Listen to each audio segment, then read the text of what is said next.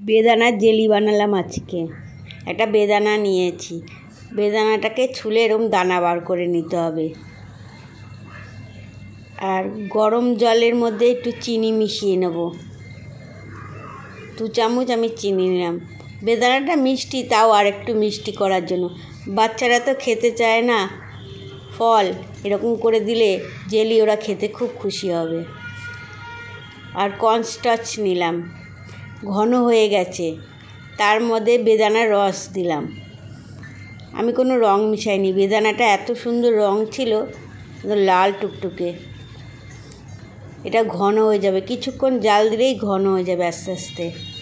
নামিয়ে এরকম ফ্রিজে ঢুকিয়ে রাখলাম 4 ঘন্টা, ঘন হয়ে গেছে। এর ওপর আমি আর একটা সাদা লেয়ার দেব, চিনির সঙ্গে মিশিয়ে রেখেছে না, সাদা লেয়ারটা দেব। ছেঁকে নিচ্ছি আমি একটু, আবার আমি 4 ঘন্টা রেখে দেবো ফ্রিজে। তারপরে উপরে দানাগুলো দিয়ে খুব সুন্দর সাজিয়ে নিলাম। সাজিয়ে আরও 2 ঘন্টা রেখে দিলে তৈরি হয়ে যাবে। বাচ্চাদের খুব প্রিয় এটা একটা রেসিপি।